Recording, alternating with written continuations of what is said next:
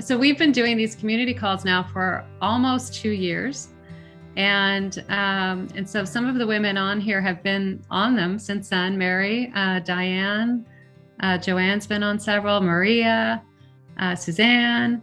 But I know that some of you are new today. So I want to thank you for taking that step and joining us today. I know sometimes it can be a little bit scary joining a group of women that you haven't met yet, but after this call and hopefully others, you'll come to know everybody. I think what's been amazing about this is even though we've all come to test Zoom, I think somehow we've gotten to know each other, and I just can't wait for the day that we can all get together and meet in person. It makes me emotional thinking about it. So here's to that to start. But the topic we wanted to talk about today was a little bit of my story, actually, but it sounds like others too, which is great, which is how do you start to live a life where you're not tied down by possessions and can kind of live the life that you want and live the life that you've been dreaming of without feeling tied to something. And I have to say, just before because I'd love to hear who's doing that. I believe there was a few people on this call that I'm aware of, and including you. Yes, Elena.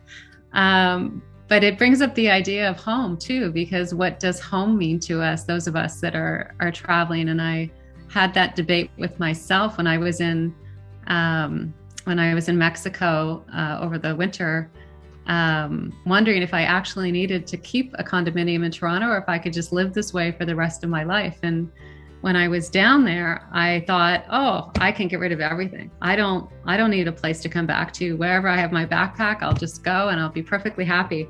But I have to tell you, now that I'm back here, I really love having a few of my little things around me. It makes me feel like I do need a home. So Diana Eden had asked me that question when I got back, and I thought it might be an interesting way to start for the women that like Elena, that are kind of nomadic and living that way. How do you feel about the place that you're in, and how do you have a sense of home, and what does that mean to you? Do you want me to answer? Yes, please. Well, I came to Puerto Vallarta in 2011 on a whim because my travel plans changed dramatically. And this was after traveling in South America for 6 months by myself and also traveling quite a bit in Southeast Asia. So I had decided on Mexico because my mother was still alive at the time. I came thinking I was going to stay 2 weeks and ended up staying about 3 months. So I knew when I left Pittsburgh that my house was already sold. I'd been planning this for a couple years, but because of the economic downturn in 2008, it took a while longer to sell my house than I thought. So I rented it, and that's when I traveled in South America for 6 months. So what I have learned about home is that, one, if you travel alone or with no more than one other person, you meet a lot of fascinating people along the way. So you create little mini connections. And if you're doing a travel newsletter, as I am, collect emails, and you can extend those bonds once you get to wherever you're going next. Now that I've been in Puerto Vallarta for a while, I have met so many fascinating people here that I have a whole coterie, a wealth of friendships here in Puerto Vallarta. And I keep this apartment year round, although I am nomadic still for usually at least 4 months of the year when it's not COVID. And so I think what happens is you begin to develop sort of a divided life, a life where you decide to stay for a couple months and you have a group of friends, and then your old dear friends back at home, whom I usually visit at a minimum once a year and stay with my friends in Indiana, California, cousins in New York, wherever they are. So that's how I have developed, and it does entail a feeling of separation sometimes when you're leaving one aspect of your life in the States or Canada or wherever you are, and then coming back to wherever you're deciding to travel. But in my experience, it has made my life extremely rich, and I have a fabulous network in many places. And I don't miss having a house at all. I only rent now, which means that I can leave here if I want to, occasionally sublet, and I have no actual property ties holding me down. My belongings are condensed to a 5-foot storage unit in Pittsburgh, and I have a car, and I have things like clothes for cold weather and books in my car in the States, and that's it. Interesting. Yeah. Diane? Just a question, Elena. I don't know that it's important to know this or not, but do you, I'm assuming from what I'm hearing is that no matter where you are, what you're saying is no matter where you are, you're home. Am I correct? Or do you still, in some ways, feel that somewhere in particular is home for you? Or is Puerto Vallarta home now? I just, that sense of home, I'm not sure how to describe it, but I say that because, you know, I do Arizona winter and I do Montreal in the rest of the year, and then I travel on and off. But whenever I go home, I just went home for 4 days, home to Montreal for 4 days. And I went, oh, and I love it here. I have a home here too in Arizona. But when I went home, I felt I'm home. It felt different, you know? I don't know if you feel that at all anywhere. Do for a little bit. Mm-hmm. Yeah. Can you hear me? Yeah, I have a bit of an unstable. I think I've developed for so many years of traveling. Most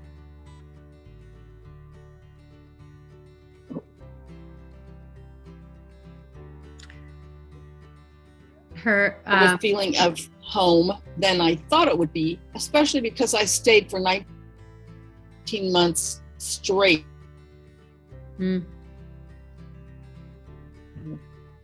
Yeah. Elena, you're really cutting out.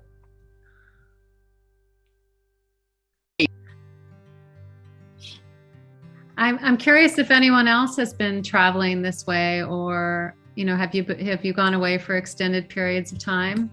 Yeah, Laura. 2 years before COVID, I sold my condo and my car. So I was 2 years into being itinerant when COVID struck. And so since then, I've been back in my home country, but Airbnb-ing like 2 or 3 months in each city that I decide to explore. So the change of scene has kept me sane, more or less. But a while ago, I adopted the slogan, "Home is where I am." So the idea of home is just like me and my stuff, whatever I'm traveling with, that's home.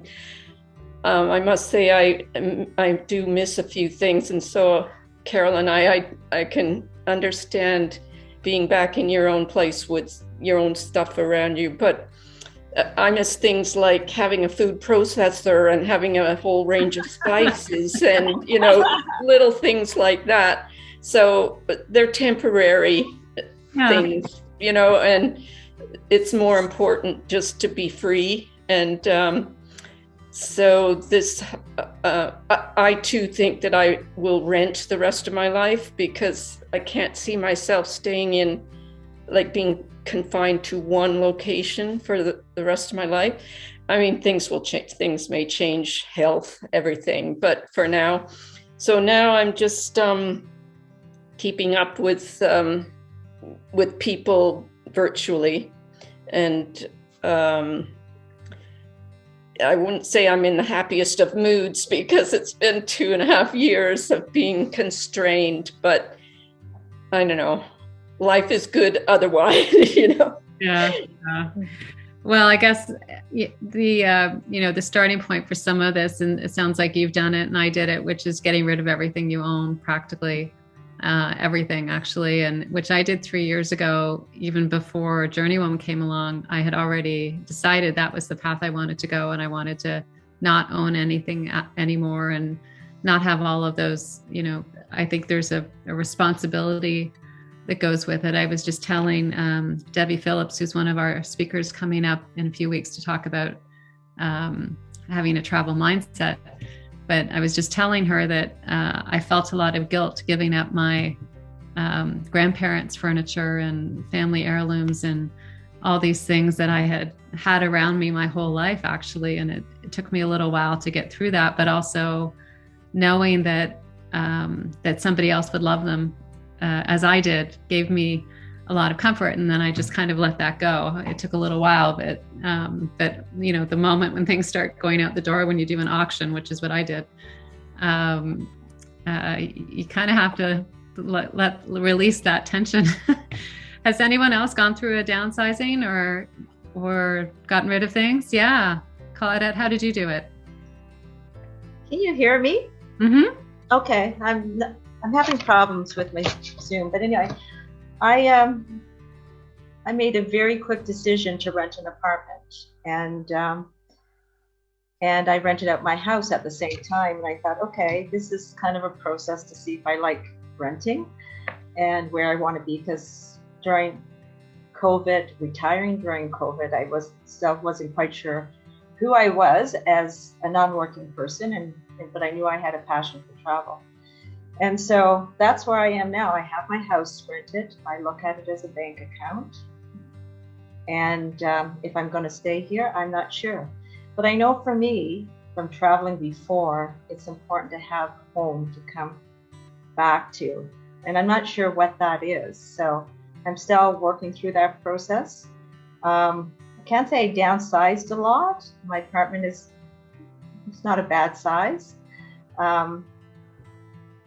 But I think this is kind of step one. And I think there's probably another couple steps in there till I get to decide what's important.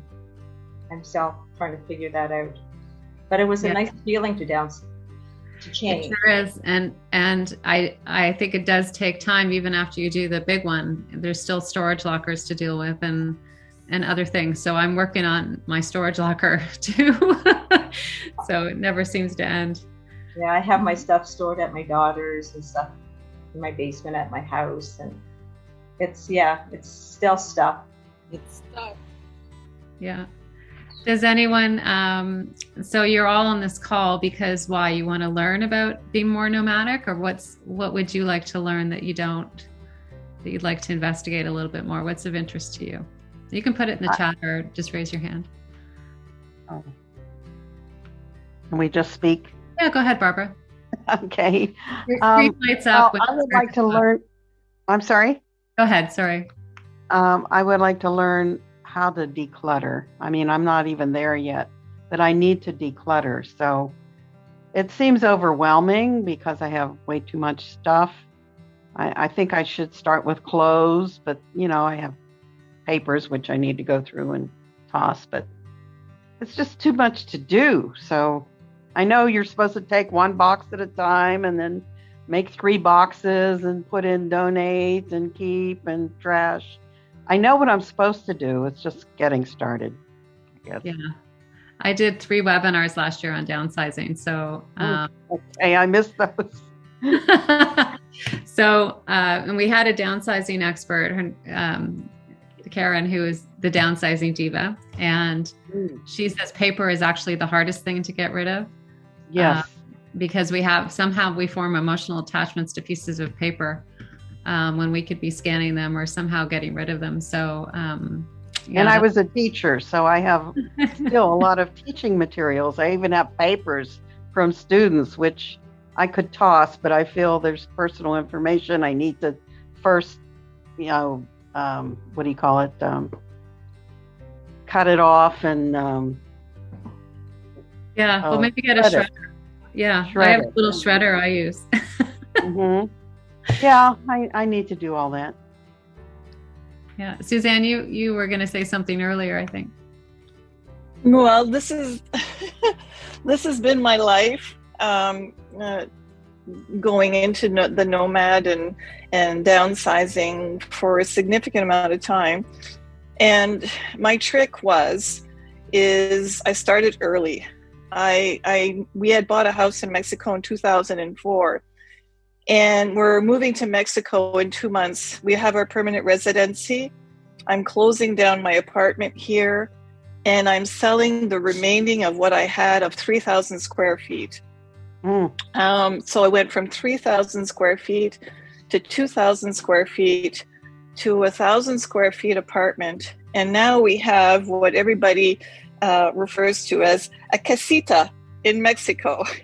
It's a tiny house. It's not a big house.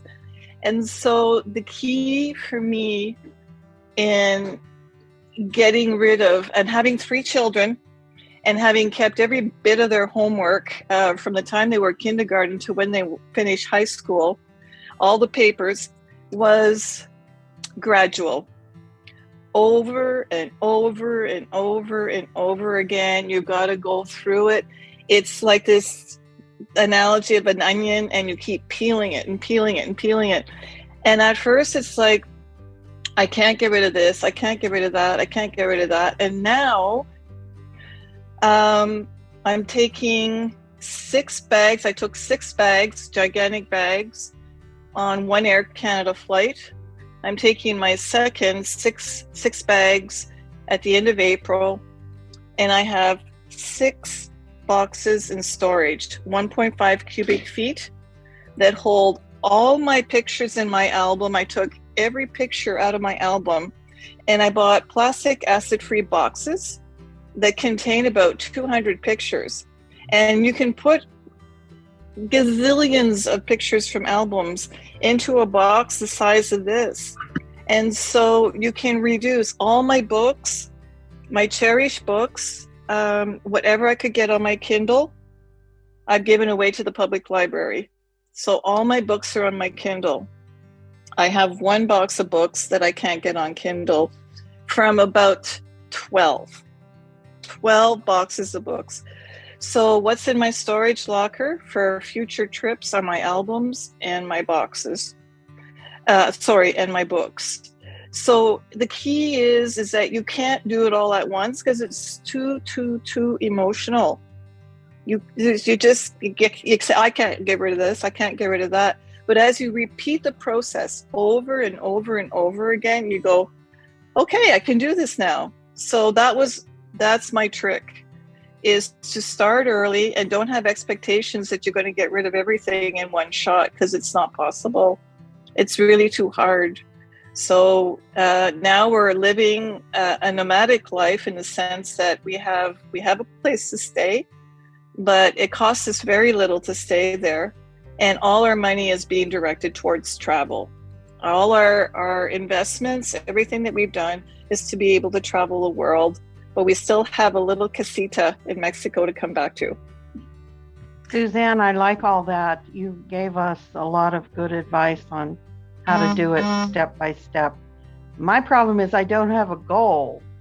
Like you all, you're moving somewhere, or you're going to travel, and minus the goal is this, and I'm retired, just one day drifts into the other and things don't get done. So you have to hire somebody like me to come and help you. That's right. You could have a nice business going there. Yeah, I love doing this stuff. You do? Hey, you're much more disciplined than I was. Yeah. But I think what I found the easiest, much to my surprise, was clothing and shoes and, especially children's stuff. So I had years of my daughters. I couldn't believe what I had hoarded away in my basement. And I was kind of embarrassed that I still, I had baby clothes and everything else, including my own, by the way. So I really had to detach from that, but you're right, Suzanne, it does take a long time. Yeah. Any other downsizing tips? Elena, you're back. You're muted though. I lost connection for a little bit. I actually did mine in 3 phases, which was easier but also difficult no matter what. I had an art studio sale and reorganized a lot of things because I rented my house for a year in 2008 and 9. So that was the first big de-accessing. And then when I came back, I had been advised to keep my house and rent it for income. But then if you are an absentee landlord and things happen while you're gone or you come back and the supposedly careful tenant has damaged something, it is frankly a pain in the butt. So I put my house on the market in the spring of 2009 and had a buyer before Labor Day. So then I had the next huge downsizing, and I started then with a storage unit that was, I think, 7 by 10. And I also had a lot of things in my van because I thought I was going to be this mobile office person. So you have to do it in stages. And so then a couple years later, I downsized the storage unit to 5 by 5. And now I have there only some art pieces, my journals, and some photography. And have slowly brought down some of my favorite art books. But my personal library here probably is only about 30 books at the most, maybe fewer. And I have found that except for my art books, I'm happy with books on Kindle. So the emotional part, for example, is getting rid of old letters, if you were a letter writer, or your own writings, and photographs. And I have actually just finished compiling a downsizing guide, which I'm willing to share with anyone who is interested, because I cleaned out my parents' house after I did mine, and then my cousin's house. So it was a learning experience. Yeah, for sure. Does anyone else have questions, like why you want to be nomadic, or any sense of your vision, or is it still something you're thinking about? I'd be interested. Carolyn? I'd be interested in knowing how you chose your new little home base. Was Mexico, it looks like Mexico is a common destination. Is that because of its being in North America? Is it because of, it's relatively inexpensive? How did you evaluate where you were going to go? I realize COVID adds a whole additional set of calculations to the mix, but you folk were there before. So how did you choose that? What were the factors? Yeah. You want me to go? Mm-hmm. I'd be interested in both of you. I had my own business as a therapist and a podorthist, and I had a very large clientele that aged from 2 to 96. The senior group, the senior population, were always vacationing in Arizona and in Florida. And so we're talking about the 90s, because I bought my house in 2004. So when the US dollar really climbed high in that time and Canadian dollar was very, very low, the senior citizens that were coming to me for help with their footwear and foot care were saying that they were moving to Mexico. And I was like, "You're what? Why are you moving to Mexico?" And of course, they moved to where I live, is in San Miguel Allende, which is in the desert, in the mountains. And so it's very dry there. So it's simulated Arizona. And so I thought I would have never thought of retiring to Mexico. And in those days, my husband and I were not making a really good income, and all of our money was going into education funds for our kids' university. So we had zero savings. And so one day I just said to my husband, and I remember the look on his face when I said that to him, I said, "I think we should move to Mexico." And he was like, okay. And so basically, our small house cost us at that time was $98,000 US. And our only obligation that is of any significance is $225 a year Canadian in property tax. That's it. Everything else is super cheap. Our water bill was $4. Our electricity bill is $12. We don't have a car. We're not choosing to have a car. So we have absolutely no payments. Our cell phone bill is $7. And so you can live really well.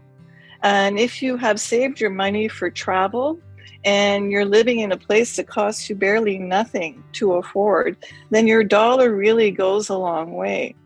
So that's why we chose Mexico, because it's very, very affordable. And you get a lot of fresh fruits and vegetables at good cost. So that was why we went. I was going to mention, Suzanne, the price of food in Mexico is so dramatically different than what we're paying here in the US and Canada for food. It really, I had these wonderful avocados. I think they were 50 cents each, perhaps, like enormous, that I would buy every week at the market. But Elena, do you want to share your thoughts about why you picked Mexico? Sure. I had traveled in Thailand, which if I were moving somewhere for the food, that's where I would go. But it's so far away from everywhere.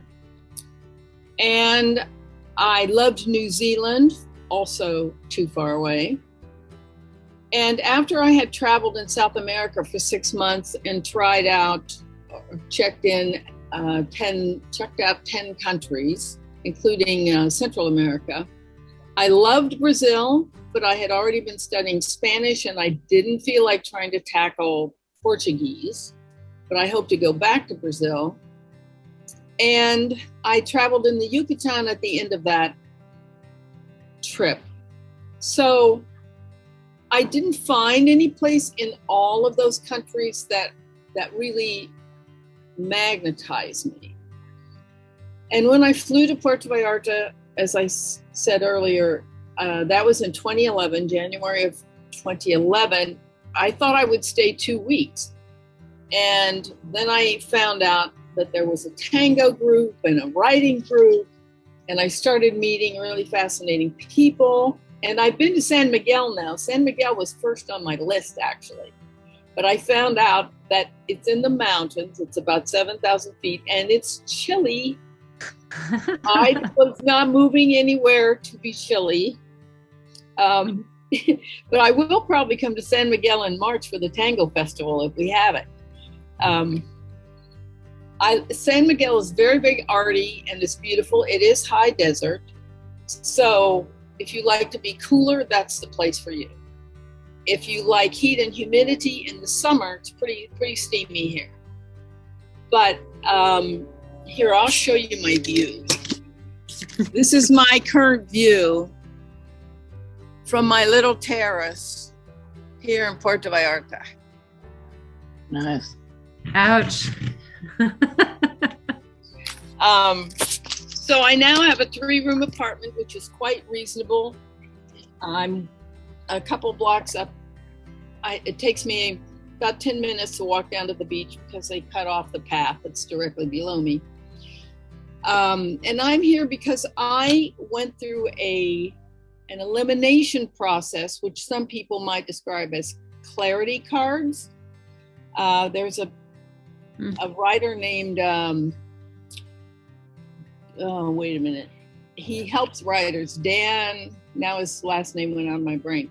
He has a system of clarity cards, and you take 3x5 cards, and you can have no more than 10, and you write on them the characteristics of what you are looking for or what you hope to accomplish. You can do this with any process, whether it's a book you're writing or the life you hope to lead.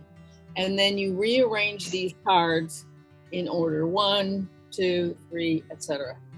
And you keep arranging them. And so my list was included tropical flowers, international people, friendly neighbors, view of the ocean. View of the ocean was probably number one. And so I just kept refining this list, the short paragraph, moving these cards around. And that's how I ended up finding the place where I feel truly at home. Interesting. It's amazing. Now there's some questions coming up in the chat I just want to address, because it is a criteria, I think, for anyone looking at a new place is healthcare and medical costs. And Suzanne, I know you've been digging deep into that in San Miguel. We talked about it when I was there. Any thoughts on that? Yes, you do want to look at that, whichever country you want to choose, because it's different everywhere. We're in the process of applying for health insurance in Mexico that will cover us all over the world. And so we're doing that because we plan on being gone a lot of the time. And we are choosing a plan that's covering us no matter where we travel. And an example of that, a friend of my husband's went to Spain. Unfortunately, he fell and he broke a couple of ribs, and he broke all the 5 teeth in front of his mouth, in the front of his mouth. He had a lot of scrapes, and he was in the emergency at in Spain, and he didn't even get seen, and it was a bill of $2,200 US. And so I suggest always looking at health insurance, and then there is public health in Mexico as well too. And as a permanent resident, I have access, free access to all public health in Mexico. So it really is important to, if you're planning on going somewhere else, is to look at that. I'm 65, my husband's going to be 60. And so health insurance is a lot cheaper before the age of 60. The moment you turn 60, too bad, so sad, your rates go up because you're considered old. So, and at risk. So that's just the way it is. I find it very insulting, but anyways, so that would be number one. As soon as you're planning on making a plan, so you know what it's going to cost you ahead of time and what's available for you. And I see there's a question on safety from Joanne. Do you mean personal safety, or were you referring to healthcare? You're muted. About that, I was talking about crime and things like that, and safety as if you're traveling as a single woman, especially in countries where there's a more macho attitude, and there still is in some. I'm not a scaredy cat, but I'm just curious. Yep. I think that no matter where you are in the world, certainly Mexico's got a horrible reputation. And yes, there's crime all around. The thing is that you have to just always be aware of your surroundings, understand where you're living, the town you're living to, where you want to travel. You just have to do an awful lot of research. And you always have to be aware of your surroundings and take precautions when needed. Don't be out in places where you shouldn't be, nighttime, clubs and bars. And in Mexico, it has a tendency to be all drug cartel related stuff. Even the 2 Canadians that were just killed in Playa del Carmen both had criminal records and were definitely involved in drugs. So in Mexico, they're not aiming for tourists at all. If you get shot as a tourist in Mexico, you're caught in crossfire. If you don't go to bars and restaurants, chances are, and George and I lead a very quiet life. We don't go out at night. We'll go to a restaurant, we'll come home. And so it's, for us, we feel very safe in our town. And in the expat community in San Miguel, and I don't know if Puerto Vallarta must be the same thing. is that there are people that have been living in our town for, over 25 years. Single women just down the street from me have been living there for a long, long, long time. So you just have to really do research on where you want to live, in the community that you want to live, in the colonias, in the districts, and where you want to live.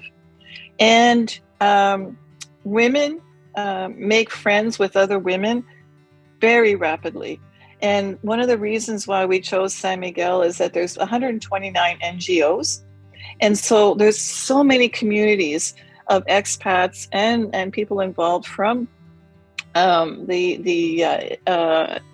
basically the locals of San Miguel, that you can get to know people very, very quickly, and everybody helps everybody out. So you never feel alone as a single woman. My best friend moved there because I was there, and she ended up being there before me. And she has so many friends, she doesn't even need me.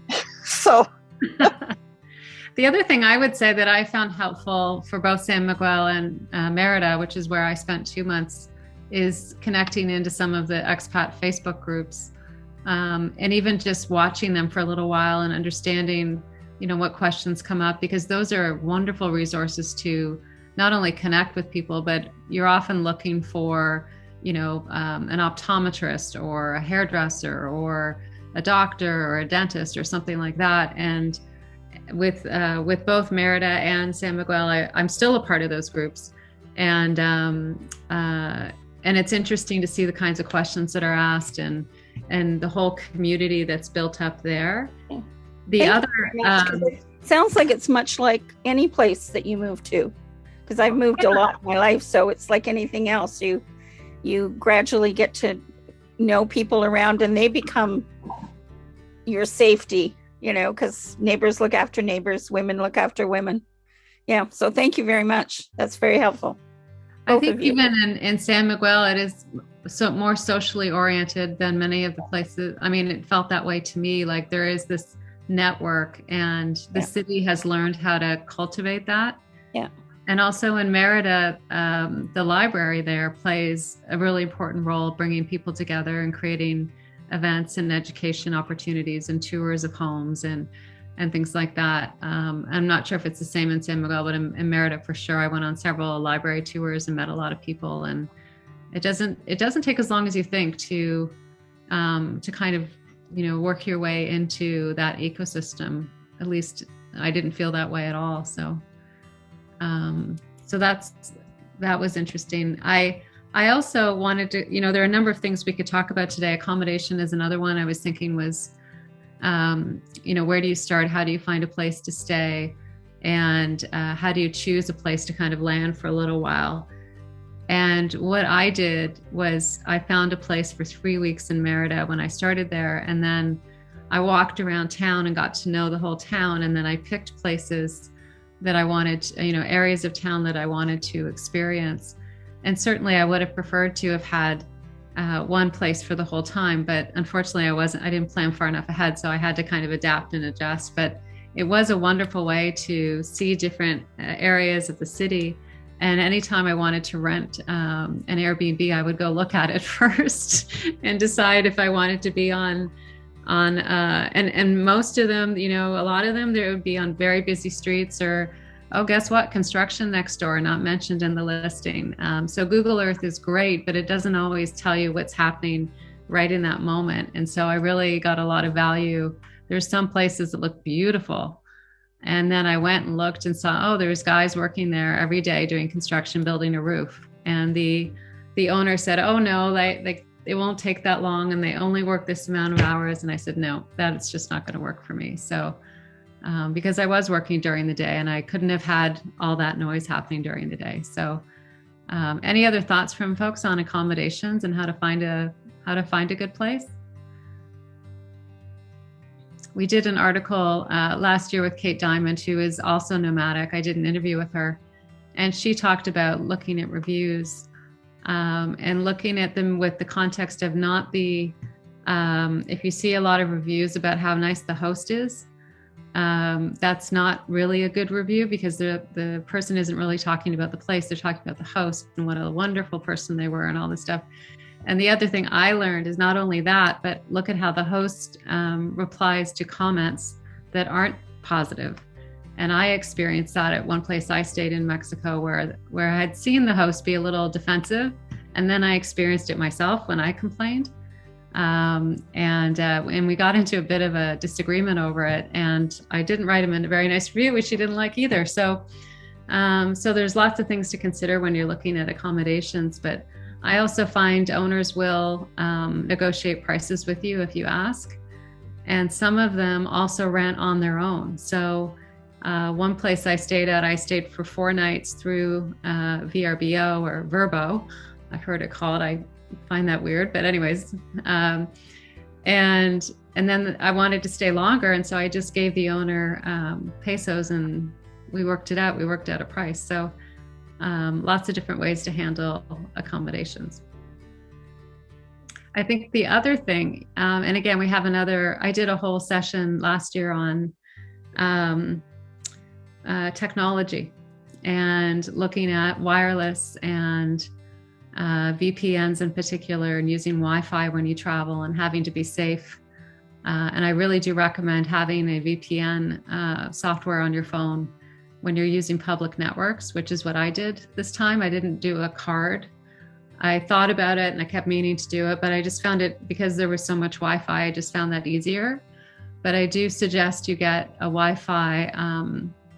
There's a service called NordVPN and other ones like that where you can buy an annual package and keep it on. And anytime you connect to a public network, it's protecting your phone and protecting your data. And you don't really even know it, but it stops. Anybody can steal your data in any one of those public Wi-Fi. So it's something to be careful about. Elena, did you have a comment there? No, you're muted, I think. As for finding places to stay, when I arrived in Puerto Vallarta, I only had booked at a hostel for a couple nights, and I walked around because I came literally without other reservations in mid-January, which was high season. And I walked around and I looked for rent signs. So I too moved around 4 times in my first season here, which I think is a great way to learn a city. Especially, I mean, if you're only traveling with a suitcase and or a rolling backpack, it's pretty easy to change places, and that way you learn where the bus routes are, what's the noisiest in the morning, what's the noisiest at night, how many steps you have to go up and down, because Puerto Vallarta is very hilly except right by the beach, and you have to pay attention to all these details depending on your mobility. Do you want to walk up 30 steps to get into your building, or do you want to enter your building at relatively ground level but with no elevator, lug your suitcase up 3 flights within the building? And I too have had a few disillusionments with Airbnb. My experience was in Hungary, when we had a defensive host who then wrote a bad review of me as a tenant when I really did nothing except make a few comments about his overly optimistic description. And so then when I went to Spain, I had a hard time getting an Airbnb with some people because I had 1 bad review. So you do have to be very careful about that. And I had even written the guy privately and didn't publicize my main critique on Airbnb. So you have to be careful about that. And it's also very good to go, if you've already landed someplace, yes, it makes so much sense to go check out the places first. And it's also very helpful to keep asking other people in whatever groups you meet, whether it's a friendship club or online. For example, now we have expats in Mexico, everything you want to know about Puerto Vallarta, living or rentals for expats and long-term visitors in Puerto Vallarta, etc. So there are so many resources that we have now that we didn't have, for example, when I was traveling in Thailand in 2000 or 2001. But I was using then Lonely Planet, which is also very good. But I just would pick out addresses and go check them out. And if I liked them, then I stayed. Yeah. Yeah. I am going to write an article about all the places I stayed in, because even with regard to stairs, that's another thing. You know, in Mexico, most of the second floors you have to go through an outside set of stairs to get upstairs. And boy, when it rains, that's slippy stuff. So there's a lot I learned living at 15 different places in the 3 months that I was there that I want to share with you. I want to mention one other thing, and I know we're getting close to time, but the other thing was laundry. And this was a tip that I learned from Kate, because not everywhere has a washing machine. Yeah. So I had a Scrub-A-Bag, which some of you might have as well, which came in so handy just for washing small things, and like, you know, underwear and bras and bathing suits and things like that. And you put in some water and you roll it. And so I would recommend that too, if anyone's thinking about traveling, because I thought places would have laundry machines and they did not. Similarly with kitchens, right? You know, stoves, ovens, all the things we take for granted here, we don't always have when we travel. So I actually brought a stainless steel mug with me, and I'm really glad I did, because it became my wine glass, my coffee glass, my whatever glass, in addition to figuring out how to cook things without, you know, ovens and barbecues and all the things that I know how to cook in. So any tips anybody else wants to share before we close today?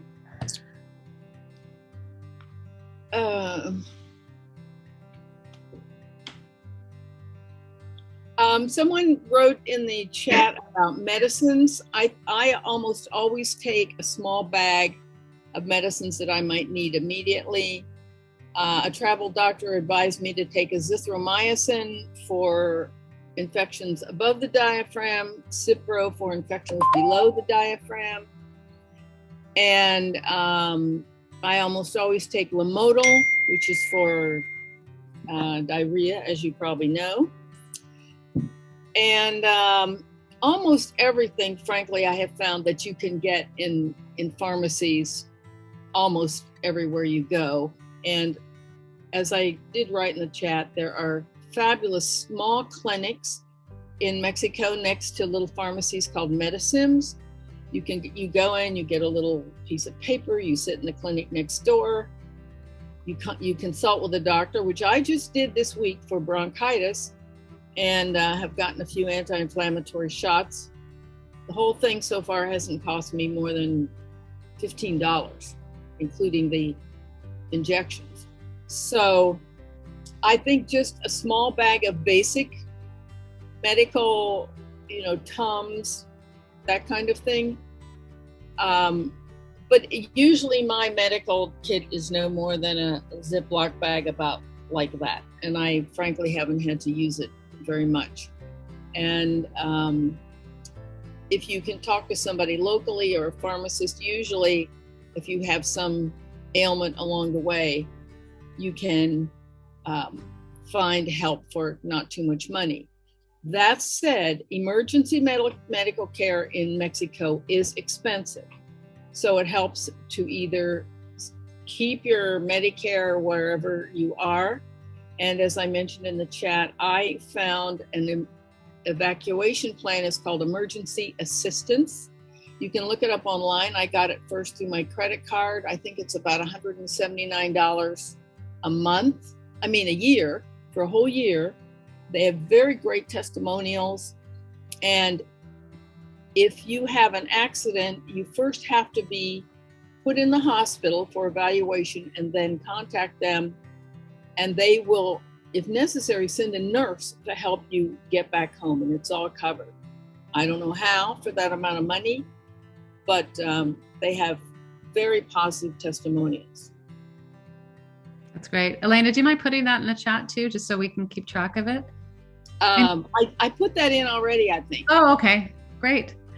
And we've talked a lot about Mexico here, but of course there are many, many countries to consider. And I'm curious if anyone has a country that they have been thinking of other than Mexico or the US or Canada that they might like to, live nomadically in. Any other aspirations? We don't know yet. For me, it's Spain. I knew you would say Spain. Yeah. I feel the same. So, and that's kind of my plan. I mean, I'm leaving in a few days, but I don't feel like I've made that transition to traveler from tourist. So I'm really struggling, and gonna just play it by ear and see what happens, and figure out what my life is going to be going forward. Maria, are you staying for a long period of time? I know you're going to the retreat, but oh no, I'm actually not. I'm going for a month. I'm going to be in Malaga for a month. Oh, that's great. Yeah, and the plan was to go for a month and then maybe next year do 3 months, go a little earlier and come back a little later. But I want to see what it feels like to live there. I'm unable to work there, even though I work remotely. I cannot work internationally at this point. So that's something I have to figure out. I'm not quite ready to retire. And even if I was ready to retire, I don't ever want to retire completely. I want to do some work. So that's something I have to figure out, but it's not insurmountable. It's something I can figure out. And so who knows? I'm packing right now. I took a break, come here and do this. Yeah, we could do a whole session just unpacking too. That's such an adventure. I have to do that this weekend. Well, listen, I think we could go on this, but I want to thank all of you that contributed to this discussion, and I hope you found it interesting and helpful. And we have lots of articles on our site around downsizing, and Kate, if you Google Kate Diamond, you'll find her article with all her tips on because she did this as well and downsized. Christine is another one. So we've got quite a few things on there and tips and things like that you might find interesting. And if you want to talk more about this, let me know. We can get together again. This has been great. Thank you so much. You are all an inspiration. It's so great to hear everyone's story and get inspired by that and things are possible. Anything is possible. Yeah, I agree. It was very inspirational. That's great. Well, I hope you all have a lovely rest of your day. Thank you. And welcome again to the new folks. I hope you come back and join us. We have a book club coming up in a few weeks. We have a webinar on travel mindset. We're doing these community calls every 2 weeks. So there's another one coming up in 2 weeks, Friday, and then so we're doing kind of Fridays and Thursdays. And Marilee, who's down there at the bottom with her jeans jacket on, is hosting the next one, I believe. Might be her or Diane. I'm getting my dates mixed up, but we've got one on age-defying women, and we've got one on, there she is, on, I forget what your topic is, Marilee, that you're talking about. Inspiring women. I don't know. I've got that list somewhere. I could look at, I'm not sure. So hope you can join us on another call. And if not, we'll see you on the Facebook group or on the forum, or email me or call anytime, and we'll chat some more. Thanks, ladies. It's been enjoyable. Thank you. Thank you. Thank you. Bye. Adios. Adios.